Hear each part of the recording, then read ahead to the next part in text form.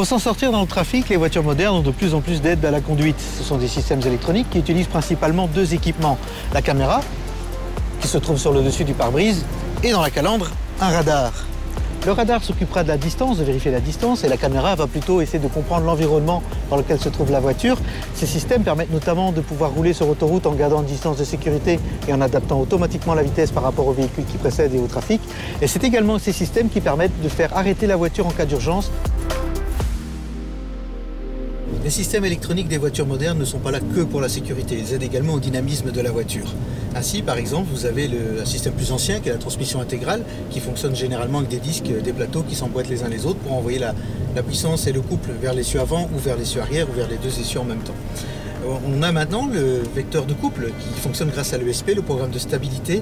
Il permet à chaque roue de freiner indépendamment l'une de l'autre. Ça permet à la voiture de rester stable dans les virages et donc de prendre les courbes de manière beaucoup plus rapide, tout en ajoutant également un peu plus de sécurité et éviter que la voiture parte en dérapage.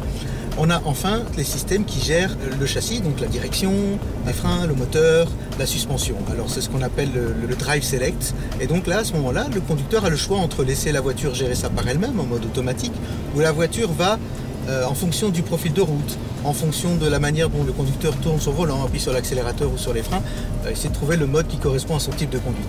Mais le conducteur peut également favoriser l'un ou l'autre de ses programmes. Par exemple, s'il choisit un programme économique, Efficiency, il va favoriser une conduite plus cool, avec des régimes moteurs plus bas. S'il a une petite aide électrique, le moteur électrique interviendra beaucoup plus souvent.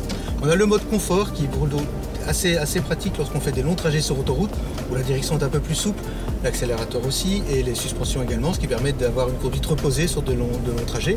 On a le mode dynamique, là c'est évidemment pour ceux qui aiment conduire de manière sportive. C'est surtout un mode qui est très utile sur les routes très sinueuses. Et puis on a les modes individuels où chaque curseur peut être réglé par le conducteur selon qu'il veut favoriser plutôt la direction, plutôt la suspension, plutôt l'accélération.